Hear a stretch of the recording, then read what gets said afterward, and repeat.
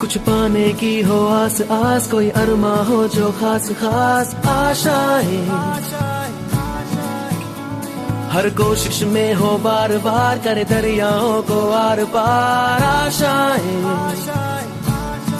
तूफानों को चीर के मंजिलों को छीन ले, आशाएं खिले दिल की, उम्मीदें हंसे दिल की, अब मुश्किल नहीं कुछ भी, नहीं कुछ भी,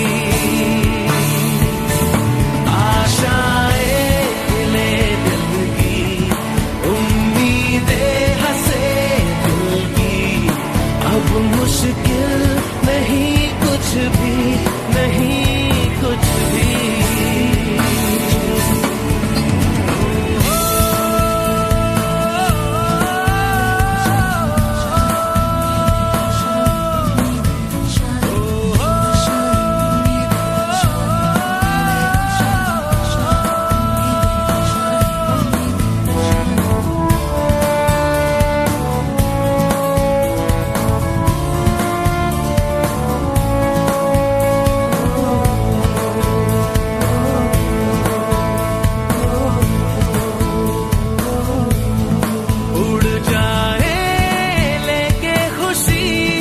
अपने संग तुझको वहाँ जन्नत से मुलाकात हो, पूरी हो तेरी हर दुआ, आशाएं खिले दिल की, उम्मीदें हंसे दिल की, अब मुश्किल नहीं कुछ भी, नहीं कुछ भी,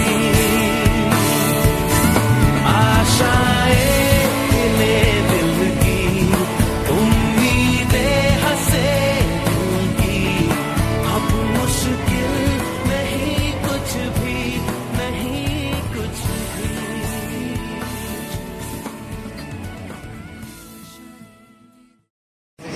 इलेक्शन मध्ये लागल्यामुळे आमच्या कार्यक्रमाला हजर राहू शकलो नाही, समजले आणि एक दोन शब्द बोलतो. गजानन साळवी हे नाट्यात माझे साडू लागतात, परंतु साडूपेक्षा मी मित्रच जास्त त्यांचं बोलणं तसं असतं की कोणाशी कधी कोणत्याही क्षणी मैत्रीने करू शकतात पुढे आणि आज एक गुण त्यांचा असा आहे की कोणी त्यांच्या प्रेमात पडतं वैयक्तिक घेऊन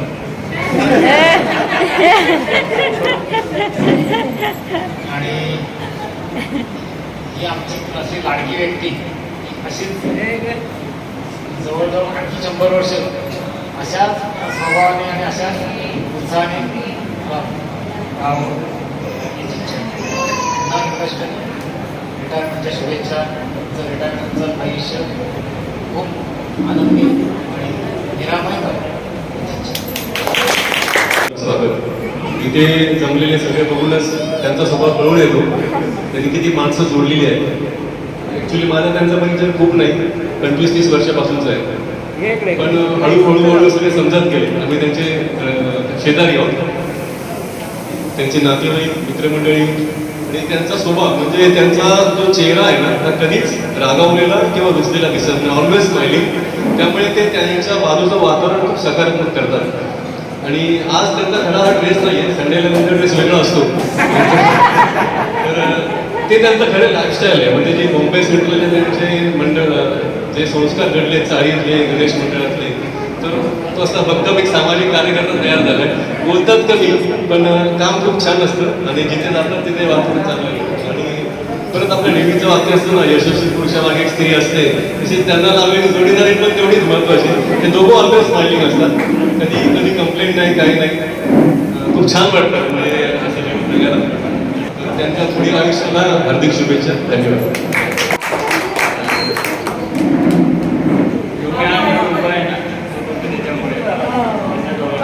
आवाज आवाज आवाज आवाज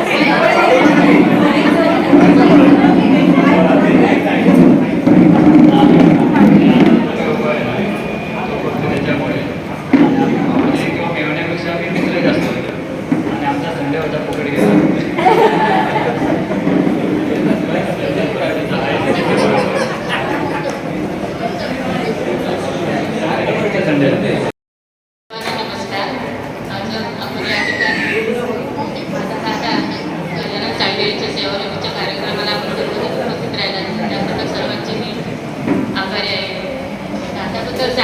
झालं तर त्याच्या नोकरीतील तो खूप प्रामाणिक एकनिष्ठतेने सर्व काम तो करत होता. आज त्याने 35 वर्ष आपल्या नोकरीचे घालून आज म्हणजे 30 एप्रिलला तो सेवानिवृत्त झाला. त्याबद्दल त्याला शुभेच्छा देते. दादाबद्दल सांगायचं म्हटलं तर त्याने म्हणजे खूप गरिबीतून आपलं शिक्षण पूर्ण केलं. तिघही भावंडांची तसेच तिच्या आईची साथ त्याला खूप म्हणजे मोलाची लागली. तिने खूप कष्टाने तिने मुलांना सांभाळून चांगल्या पदावर तिने बसवलं. खूप प्रामाणिकतेने त्यांना शिक्षण दिलं, त्यांच्या पाठीशी उभी राहिली. तसंच सांगायचं झालं तर त्याचे मामा म्हणजे माझे बाबा त्यांनी सुद्धा तिच्या बहिणीसाठी किंवा तिच्या बहिणीच्या मुलांसाठी खूप त्याच्या पाठीशी राहून म्हणजे माझ्या बाबाने जो आधार दिला ते त्यावेळेच्या काळासाठी खूप गरजेचा होता. त्या कालावधीत ते त्यांच्या पाठीशी धावून आले. त्यांना जे काही मदत लागेल ती तेव्हा त्यांच्या परीने त्यांनी केली.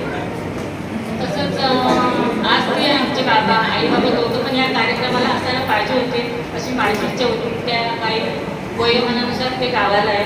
पण माझी इच्छा तशी दादाची पण कदाचित असेल की त्यांनी पण असं असायला होतं. माझ्या आत्तीने पण आधी ते असायला होतं जे आपल्या मुलासाठी किंवा जे भाच्यासाठी जो कार्यक्रम ठेवलेला होता तो तिघांनी बघायला पाहिजे होता. कारण आजचा दिवस परत नाही येणार. त्यामुळे तिथंही ह्या कार्यक्रमाला उपस्थित राहायला पाहिजे होते. तसंच आज तो जे 30 मेला सेवानिवृत्त झाला त्याच्या पाठीशी एक स्त्री असते तशीच माझी ताई त्याच्या पाठीशी खूप प्रामाणिक राहिली. दादाचं रिटायरमेंट होतंय पण कुठल्याही स्त्रीचं कधी रिटायरमेंट झालं प्रत्येक घरासाठी ते आपली करत असते. रिटायरमेंट हे कधी वेळच येत नाही. तसं त्यामुळे या दोघांनाही मी रिटायरमेंटच्या शुभेच्छा देते. त्याने आपल्या सोसायटीत पूर्ण सोसायटीचा कार्यक्रम असू दे किंवा नातेवाईक आम्हाला त्याचा खूप आधार होता. प्रत्येक वेळेला जेव्हा आम्ही त्याला हाक मारतो तेव्हा तो प्रत्येक वेळेला आमच्यासाठी आमच्या घरासाठी सगळ्या कुटुंबासाठी तो वेळेला धावून येतो. त्याला पुढील आयुष्य त्याच्या मनासारखं जगावं. त्याला ज्या ज्या इच्छा नोकरीच्या कालावधीत पूर्ण करता आल्या नाही त्या त्याने पूर्ण कराव्या. खूप आनंदाने जगावं. त्याचं पुढील आयुष्य आरोग्य मुळात त्याचं आरोग्य जीवन आरोग्यदायी लाभू दे. कारण आरोग्यच खूप महत्त्वाचं आहे. त्या पद्धतीने त्याने आपल्या व्यायाम किंवा हे त्याने पुढे चालू ठेवावं आणि खूप दोघांनी सुखाने जगावं असं माझी इच्छा आहे. 2 ओळी मी बोलते. अगदी काहीतरी करण्याचा काळ आला.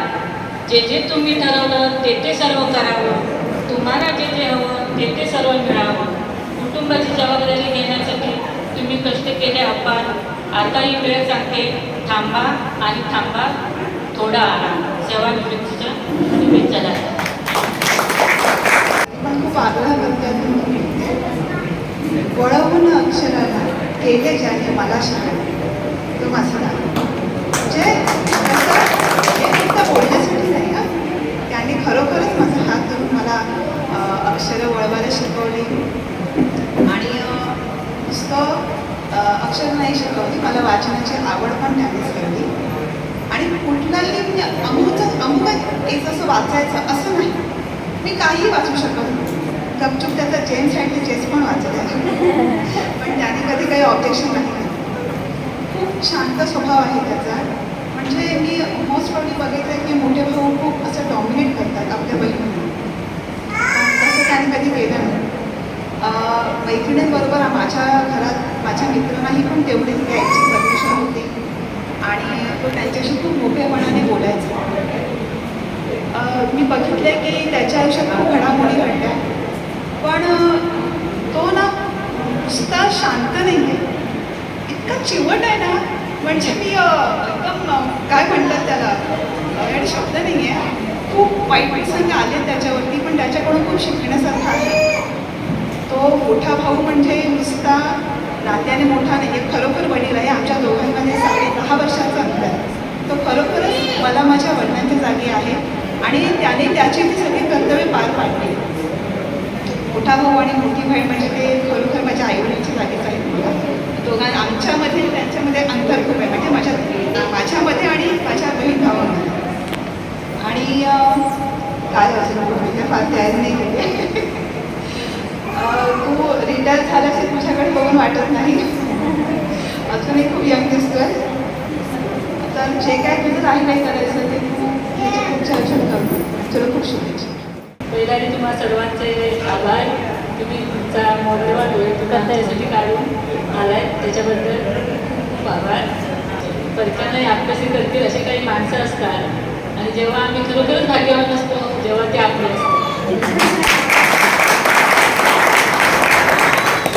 यांच्यासारखा माणूस मिळणं म्हणजे मला खूप देवाची देणगी आहे. देवाने मला सरळ हाताने दिलेलं सुख आहे ते माझं. त्यामुळं त्या देवाचे धन्यवाद. आणि खूप सुखात ठेवले त्यांनी मला, त्याच्याबद्दल प्रश्न. ते जिथे कामाला होते महानगरपालिकेने सुद्धा आम्हाला खूप काही दिलं. त्यांच्या आशीर्वादाने आम्ही आज जे काय आम्ही सुखी आहोत ते त्यांच्या आशीर्वाद, महानगरपालिकेच्या आशीर्वाद. आणि अजूनपर्यंतही कुठलेही आमच्या घरात कार्यक्रम झाले आनंदाने सगळी लोक आमच्याबरोबर सामील झाली. त्याच्यात ती प्रज्ञा, तिच्यामुळे सगळे आमच्या आनंदाचे दिवस आम्ही एन्जॉय करू शकतो. सगळेजण आम्हाला आमच्यावर भरपूर अडचणी आल्या.